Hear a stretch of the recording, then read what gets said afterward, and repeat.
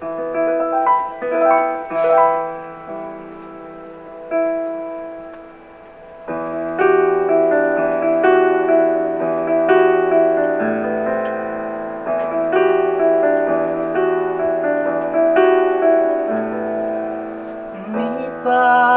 பார்வைக்கொரு நன்றி, நம்மை சேர்த்த இரவுக்கொரு நன்றி, மாறாத இளமை சொல்லும் நன்றி நன்றி.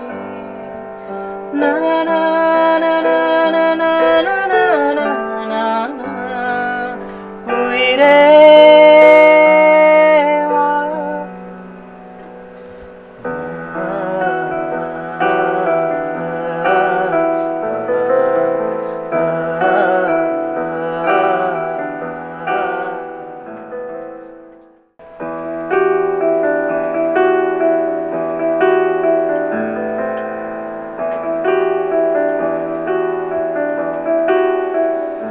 டுடே சினிமா நேயர்களுக்கு வணக்கம்.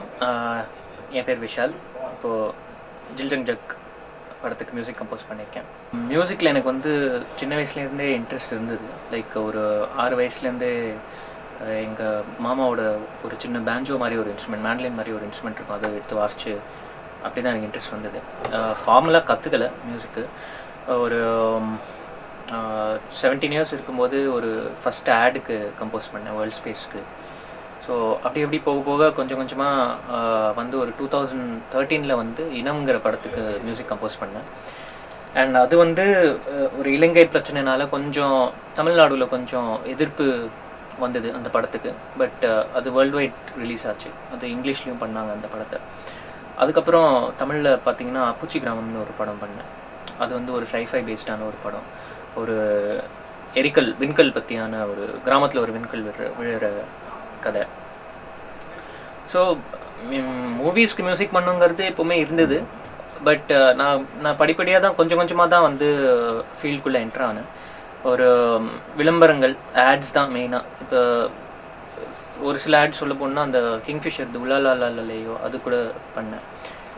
ஸோ ஸ்லோவாக ரஹ்மான் சார் ஸ்கூலில் ஃபஸ்ட் பேட்சில் 2009 பாஸ் அவுட் பண்ணேன். அண்ட் அதில் எனக்கு நிறையா க்ளோஸான ஃப்ரெண்ட்ஸ்லாம் இப்போவும் அவங்களும் வந்து ஃபீல்டில் இப்போ பிரபலமாக இருக்காங்க. ஸோ அந்த ஒரு லேபிள், அந்த ஒரு நேம் எப்போவுமே அதை வந்து ஒரு காப்பாற்றணும். ரஹ்மான் சார் வந்து எனக்கு ஒரு குரு மாதிரி, ராஜா சாரும் குரு மாதிரி தான். பட் அது வந்து கொஞ்சம் கொஞ்சமாக அந்த ஸ்கூலோட ஸோ அந்த ஸ்கூல்லேருந்து பாஸ் அவுட் ஆகிட்டு வெளில வந்துட்டு அதுக்கப்புறம் தான் வந்து இனம்ங்கிற படம் வந்து சந்தோஷ் சிவன் சார் வந்து அப்ரோச் பண்ணார். அண்ட் அந்த படம் ஃபஸ்ட்டு பார்க்கும்போதே வந்து வேறு லெவலில் இருந்தது. நைட் ஃபுல்லாக தூக்கம் வரல. அந்த மாதிரியான ஒரு ஸ்ரீலங்கன் வார் கிரைம்ஸ் அதை பற்றியான ஒரு பொலிட்டிக்கல் ட்ராமா. ஸோ அடுத்தது அப்பூச்சி கிராமம். இப்போது ஜில்ஜங் ஜக். தெலுங்குலேயும் ஒரு படம் பண்ணியிருக்கேன், அது நல்லா போயிட்டுருக்கு இப்போ.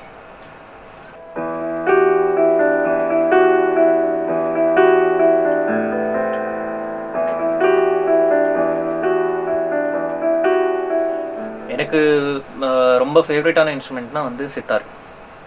அது வந்து ஏன்னா அது ஆல்மோஸ்ட் லைக் வெஸ்டர்னில் எப்படி கிட்டாரோ அந்த மாதிரி நம்மளுக்கு வந்து சித்தாருங்கிற ஒரு ஸ்ட்ரிங் இன்ஸ்ட்ருமெண்ட்டு. ஏன் அது எனக்கு ரொம்ப பிடிக்கும்னா அதோட சவுண்ட் ரொம்ப ஸ்வீட்டான சவுண்டு. ஒரே ஒரு ப்ளக்கில் கூட அதோட டோன் வந்து நிறையா டோன்ஸ் வரும் அது. அண்ட் கிளாசிக்கல் மியூசிக்குங்கிறது வந்து ஆல்மோஸ்ட் 2000 இயர்ஸ் ஓல்டு நம்ம இதில் வந்து வந்துகிட்டு இருக்கு. அண்ட் ஜென்ரலாகவே கிளாசிக்கல் சிங்கர்ஸ் பார்த்தீங்கன்னா வந்து என்றைக்குமே வந்து வெஸ்டர்ன் சிங்கர்ஸோட ஒரு படி மேலே தான் இருப்பாங்க. ஏன்னா இந்தியன் சிங்கிங் டெக்னிக்குங்கிறது வந்து டோட்டலாக வேறு.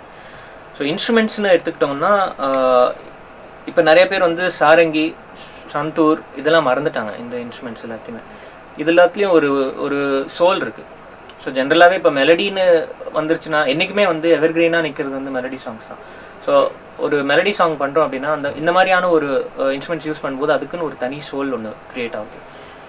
பட் இப்போ இருக்கிற ட்ரெண்டில் வந்து எல்லா எலக்ட்ரானிக் மியூசிக் தான் ப்ரிஃபர் பண்ணுறாங்கிற இருக்கும்போது கரெக்டான வழி வந்து என்னென்னா இதுலேயும் கொஞ்சம் அதுலேயும் கொஞ்சம் பேலன்ஸ் பண்ணி போகிறது தான் வந்து சரியான வழி. எல்லாருக்கும், யங்ஸ்டர்ஸ்க்கும் பிடிக்கும், எல்லா ஏஜ் குரூப்புக்கும் பிடிக்கும். ஸோ அதுதான் கரெக்டான வழி.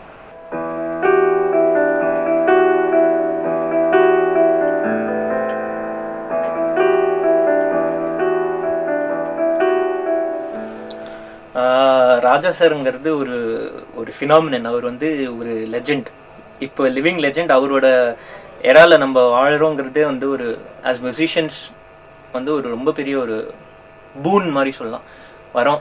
ஸோ ராஜா சார் மியூசிக் வந்து ரொம்ப சின்ன வயசுலேருந்து நான் கேட்டு வளர்ந்தேன்.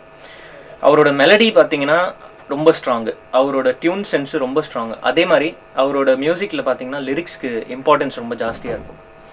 ஸோ ப்ளஸ் ஹார்மனிஸும் சரி, வெஸ்டர்னும் சரி, இந்தியன்னையும் சரி, எல்லா மியூசிக்கும் தெரிஞ்ச ஒரு ஆள்னா கம்ப்ளீட் மியூசிஷியன்னு சொல்லலாம் அவர். தாரத்தப்பட்டையில் வந்து எனக்கு ரொம்ப பிடிச்ச பாட்டு வந்து ஆட்டக்காரி மாமா பொண்ணு. அது வந்து ஒரு பியூட்டிஃபுல்லான ஒரு மெலடி.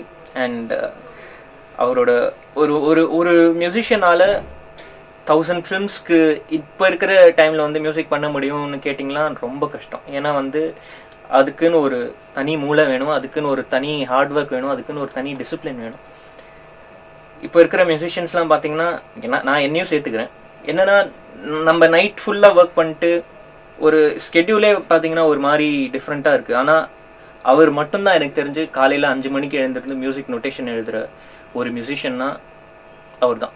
ஸோ அந்த மாதிரியான ஒரு டிசிப்ளின் வந்து எல்லா மியூசிஷியன்ஸும் அவங்க லைஃப்பில் கொண்டு வந்தாங்கன்னா மியூசிக்கோட லெவலே வேறு மாதிரி இருக்கும். லிவிங் எக்ஸாம்பிள் அவர்.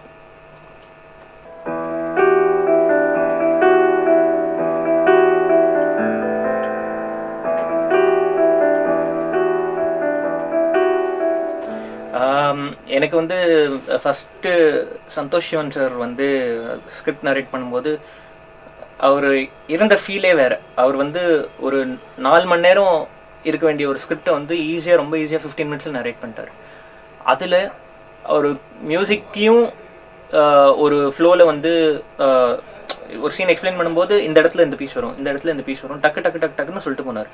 அப்போ வந்து எனக்கு ஒரு என்ன தாட் இருந்ததுன்னா, ஓகே, ஸோ இவர் வந்து மொத்தமாகவே சொல்லும் போதே வந்து படத்தை ஃபுல்லாக பார்க்குறாரு, அதில் மியூசிக்கும் ஒரு பாட்டாக இருக்குது, அதுக்கும் இம்பார்ட்டன்ஸ் கொடுக்குறாரு. ஸோ அது என்னோட ஃபர்ஸ்ட் எக்ஸ்பீரியன்ஸ்.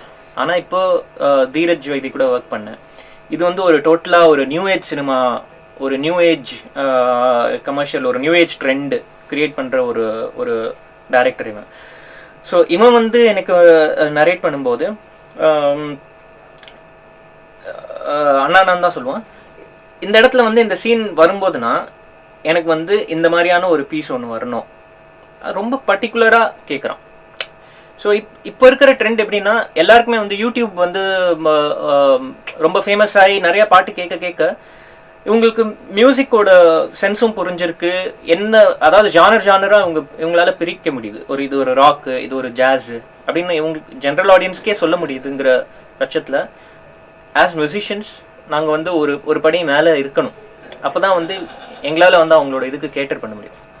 ஸோ எனக்கு தெரிஞ்சு இப்போ இருக்கிற லாஸ்ட்டாக நான் ஒர்க் பண்ண தீரஜ் வைத்தி வந்து மியூசிக்கு ரொம்ப ரொம்ப இம்பார்ட்டன்ஸ் கொடுக்குற ஒரு டைரக்டர்.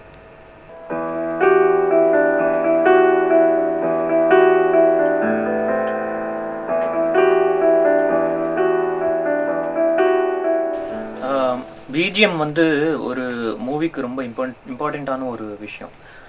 அதாவது படத்தை மூவ் ஃபார்வர்ட் பண்ணுறதுலையோ, சீன்ஸை வந்து மூவ் ஃபார்வர்ட் பண்ணுறதுலையோ, ஒரு கதையை வந்து அழகாக எடுத்து சொல்கிறதுலையோ, ஒரு கேரக்டருக்குமே இம்பார்ட்டன்ஸ் கொடுக்கறதுலையோ, இது எல்லாமே ப்ளே பண்ணுறது வந்து பிஜிஎம் தான். பாட்டு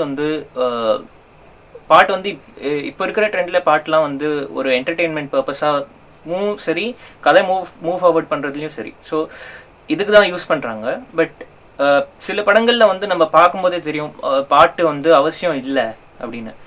பட் அது கதைக்கு எந்த அளவுக்கு கதைக்கு சப்போர்ட் பண்ணுற சாங்ஸ்னால் வந்து என்றைக்குமே ரொம்ப இம்பார்ட்டன்ட் தான் ஒரு படத்துக்கு. பட் இப்போ சில படங்கள் இருக்கும், அது வந்து அவுட் அண்ட் அவுட் ஜாலியாக எடுக்கப்பட்ட படங்களில் வந்து ஒரு பாட்டு வருதுன்னா அது ஜாலியாக இருக்குன்னா அந்த கதைக்கு அது தேவை. ஸோ அது இல்லைன்னு சொல்ல முடியாது. பட் என்றைக்குமே ஒரு மூவினா நம்ம இந்தியன் சினிமாவில் பொறுத்த வரைக்கும் வந்து என்றைக்குமே வந்து பாட்டு வந்து ரொம்ப இம்பார்ட்டண்ட்டான ஒரு விஷயமா இருந்திருக்கு. பட் இங்கிலீஷ் படம் எத்தனையோ பார்க்குறோம், எதுலையாவது ஒரு பாட்டு இருக்கா? இல்லை. ஏன்னா வந்து அங்கே அவசியம் இல்லை.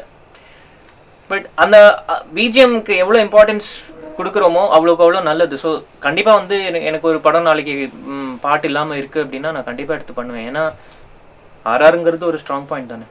இப்போ வந்து நான் ஒரு ப்ரொடியூசர் கிட்ட போயிட்டு சார் சாங் வேண்டாம் அப்படின்னு சொன்னேன்னா அவர் வந்து சடனாக கண்டிப்பாக ஷாக் ஆவார். ஏன்னா வந்து இப்போ ட்ரெண்ட் அது கிடையாது. இந்த ட்ரெண்டை வந்து நம்ம ஸ்லோவாக தான் மாற்ற முடியும். பட் சாங் இருக்கவே கூடாதுன்னு நான் சொல்ல, சாங்ஸும் இருக்கணும். எங்கே தேவையோ அங்கே இருக்கணும், எங்கே அவசியம் இல்லையோ.